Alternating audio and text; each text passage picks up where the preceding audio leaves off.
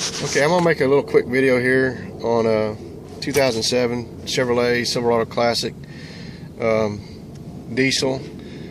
I don't think it matters that it's diesel. It's probably the same on gas engines as well. All this wiring in here is probably the same. If anybody knows otherwise, you can post in the comments. But what I'm doing here today, I can't find anything on the internet that specifically talks about my type of vehicle, so I wanted to make one for anybody else out there that's trying to do what I'm doing here, to bypass the vehicle's anti-theft system for a remote start. Now this could also be used as well for vehicles that are having problems running, staying running, starting. I have a 2002 Suburban that had same kind of symptoms I just talked about there, and I wound up having to do the same thing on my Suburban to get rid of an intermittent problem it had. I've heard horror stories of people of, driving down the highway and it just dying and won't start back up. Now I had that happen a couple of times, and that's when I finally decided to bypass mine in my Suburban, and it solved my problems. I had taken it to the dealer and they replaced the fuel pump and everything, told me it was all fixed, and and it wasn't. So this might also help somebody that has a problem with their vehicle running. Again, this is for GM, probably full-size trucks and SUVs, 2003 to 2006, or the 2007 Classic pickups. So what you're going to do is you're going to find the wiring harness or bundle of wires that go from the ignition cylinder back down into the body control module, which is back here in the back. You probably can't see it, but basically it's a bundle of some number 10 wires that are your power, accessory, and battery, and all what have you for the ignition switch and the starter and all that stuff. And there's gonna be 5 smaller wires with that bundle, and it's gonna be a yellow, a black, a red, white, a tan, and a green. And what you're gonna do is you're gonna cut this yellow, you're gonna cut that one, strip it off on both sides. You're gonna take the black and you're just going to strip it enough to get to some copper. Take your meter and put the black lead on the black wire, and then take the red and put it to the yellow going back up to your ignition cylinder.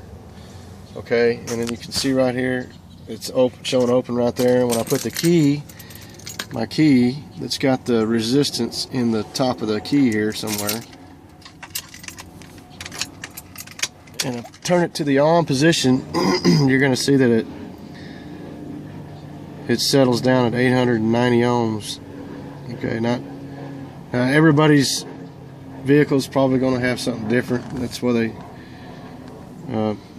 probably keep from keys going from one vehicle to another. I'm not sure, but anyway, I had a resistor in my garage for something else. I don't know what it was for. It's 990 ohms, and I installed it in here and it works fine. So there's obviously a high tolerance. That's over 10% right there. So it works. So I'm going to put that across, not this yellow wire going back up to the ignition cylinder. I'm going to tape that up and wrap it up in here somewhere, but I'm going to put it across this black wire and the yellow going back to the BCM. Okay, and what I'm actually going to do is put a relay on my alarm system here that will only bypass it whenever I have the remote start engaged with the alarm system.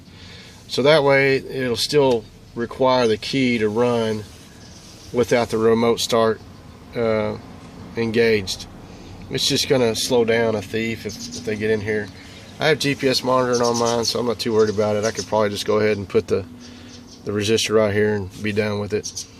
And in fact, I'll probably do that in a separate video here and post it as well, show you how it's all finished up and how it works. But with it cut like this right now, the vehicle's not going to run, obviously, because it's got to have this measurement from this back to here. So if you try to start it, it's just gonna turn on for a second and go off. So you see how that works. So that's basically what a remote start's gonna do right now. So I've got the remote start already wired up and hooked up and everything. So if I do the remote start, it's just gonna do the same thing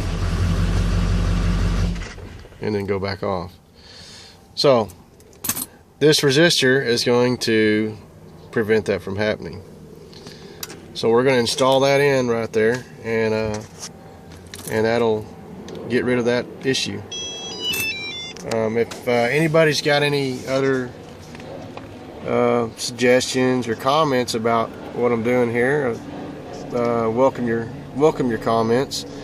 If you got any questions, I'll do my best to answer them. And then, like I said, if anybody's got a list of that, of what years, what versions of vehicle anti-theft system, these GM vehicles or any other vehicles, if you want to do that, and you want to post a link or something in here, that'd be great too. It'd probably help out a bunch of people. I've been searching pretty hard and I haven't found anything that's showing what I'm doing here. I've seen some similar things on some older vehicles, so it's not exact. And really, that's kind of how I figured this out. But so I just wanted to post another one, so might help somebody else out there.